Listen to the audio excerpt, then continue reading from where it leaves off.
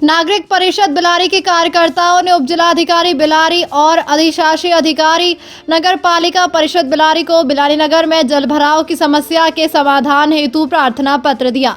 नागरिक परिषद बिलारी कार्यकारिणी की प्रथम मीटिंग सभासद राकेश कुमार यादव हर्षनगर में समाजसेवी डॉक्टर राकेश रफीक की अध्यक्षता में हुई।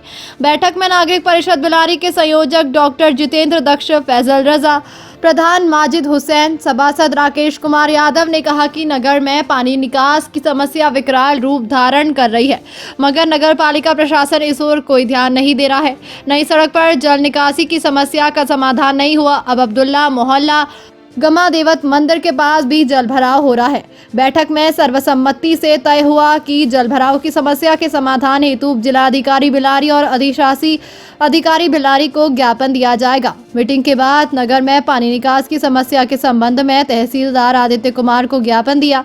इस अवसर पर तहसीलदार बिलारी आदित्य कुमार ने जल भराव की समस्या के समाधान का आश्वासन दिया। अधिशासी अधिकारी नगर पालिका परिषद बिलारी को ज्ञापन दिया। इस मौके पर अधिशासी अधिकारी रजनी सिंह ने कहा कि शीघ्र समाधान के निस्तारण हेतु नालों की सफाई कर्मचारियों से शीघ्र शुरू कराई जाएगी और जल निकासी वाले मार्ग पर कमेटी बनाकर निरीक्षण कर अतिक्रमण करने वालों को चिन्हित कर नोटिस देकर कार्रवाई की जाएगी। नगर पालिका परिषद द्वारा ग्राम हरोरा के पास जल निकासी पर जल्द कार्य किया जाएगा। वार्ता के दौरान कार्यकर्ताओं ने कहा कि आयुष चिकित्सालय की भूमि पर बाउंड्री वॉल और ताराबंदी शीघ्र शुरू कराने को कहा गया है, जिस पर अधिशासी अधिकारी ने कहा कि इस कार्य को शीघ्र शुरू करा दिया जाएगा। इस मौके पर राकेश जैन, डॉक्टर राकेश रफीक, डॉक्टर जितेंद्र दक्ष, सभासद राकेश कुमार यादव, फैसल रजा, प्रधान माजिद हुसैन अंसारी, अनीस अहमद, तिलक राज चांदना, किशन लाल प्रजापति, रंजीत यादव, नईम सैफी, अनिल गुप्ता, गौरव यादव, रविशंकर, राजकुमार कश्यप, मोविन, अरविंद, असलम मास्टर आदि ने विचार व्यक्त किए। नागरिक परिषद बिलारी की एक बैठक हमारे भाई राकेश मेंबर साहब के आवास पर हुई है। इसके जो सबसे मेन समस्या है वो बिलारी के जल भराव की है और हमने आपस में बैठ के इससे पहले हमने मीटिंग की थी जिसमें बिलारी के तमाम गणमान्य लोग, चेयरमैन और तमाम बिलारी की हस्तियाँ इकट्ठी हुई थी। उनको बैठ के तय हुआ था कि जो बिलारी में 3-4 काम ऐसे हैं जो जिससे पब्लिक के लिए बड़ी सख्त ज़रूरत है, उसके लिए आवाज़ उठाई जाए, अधिकारी तो अपनी बात पहुँचाई जाए और उस काम को करवा किया जाए। सबसे पहले तो इनका बरसात करीब है।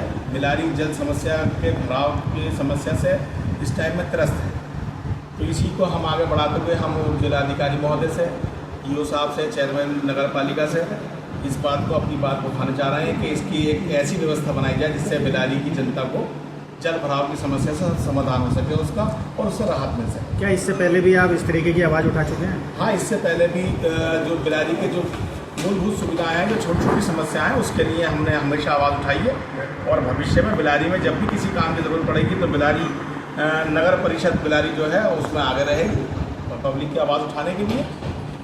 इसके अलावा और कौन कौन से मुद्दे? इसके अलावा जो हमारा और मुद्दा है वो आयुष्मान, जो हमारा आयुर्वेदिक चिकित्सालय है जो बिलारी में पहले था, जिससे पब्लिक को बड़ी सहूलत थी, वो ख़त्म हो गया।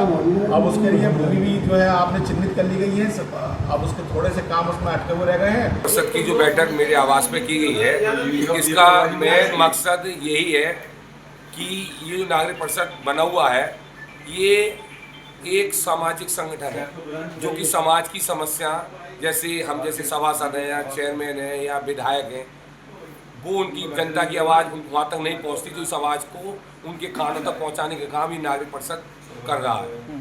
तो ऐसे ही हमारी बिलारी में सबसे बड़ी जो समस्या है वो जल निकासी की है। जल निकासी को लेकर के पिछले कई वर्षों से ये चलता आ रहा है कि जल निकासी का समाधान होना चाहिए, लेकिन अधिकारी भी इस कान सुनते हैं, इस कान निकाल देते हैं। सर्वे कई बार हो चुका है लेकिन अभी तक इस समस्या का समाधान नहीं हुआ है। अभी मेरी चेयरमैन साहब से भी वार्ता हुई थी, चेयरमैन साहब ने इसके लिए कुछ धन आवंटित कराया शासन से, जिसका कि जोर के तालाब में कोई मशीनीकरण, कोई उपकरण लगाया जाएगा जिससे कि उसका पानी का खिंचाव होगा। लेकिन वो प्रक्रिया मेरी समझ आता है कि अभी लंबी है, क्योंकि समस्या से अब जूझा जा रहा है। तो इस व्यवस्था के लिए, वैकल्पिक व्यवस्था के लिए, वो समस्या एक स्थायी समाधान होगा। वैकल्पिक व्यवस्था के लिए मेरा तो ये है तली झाड़ सबसे पहले नाले होने चाहिए। वो तली झाड़ नाले साहू सुनील साय जिस समय चेयरमैन थे उसी समय तली झाड़ नाले साफ हुए थे। उसके बाद हमारे ज्योति सिंह भी चेयरमैन रही, लेकिन तली झाड़ नाले साफ नहीं हो पाए। उसकी व्यवस्था हमने जानकारी ली तो ये बताया गया कि डीएम साहब ने टेंडर की प्रक्रिया नाले सफाई की खत्म कर दी है। केवल जो कर्मचारी नगर पालिका में लगे हुए हैं उन्हीं से नाले साफ कराए जाए।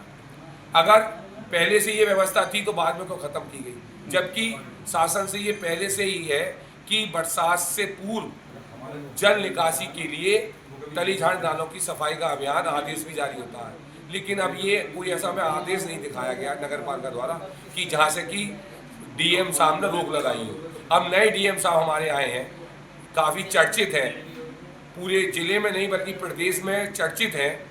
तो हमें पूरी आशा है कि डीएम साहब इस बार नगर में जो पानी की समस्या है लोगों तक वहाँ के उसके माध्यम से ज्ञापन के माध्यम से डीएम साहब तक पहुँचेगी।